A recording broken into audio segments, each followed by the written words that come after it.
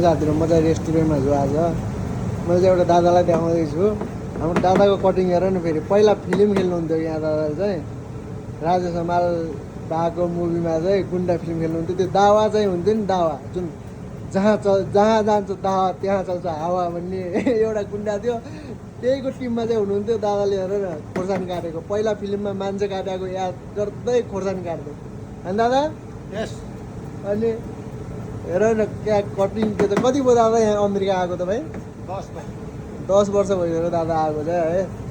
Film खेल्ने राम्रो कि यहीँ अमेरिकामा बसेर यहीँ काम गर्नु राम्रो दादा?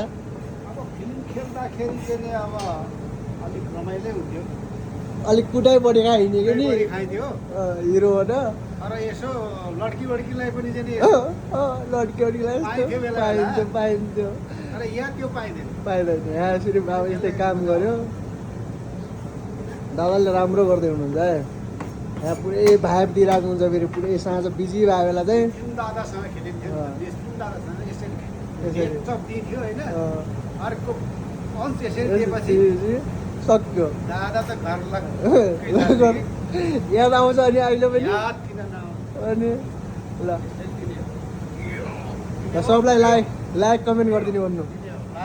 सबले लाइक कमेन्ट सब्सक्राइब सब्सक्राइब गरिदिनु होला। होला। ल बाई बाई। ल बाई बाई। By by.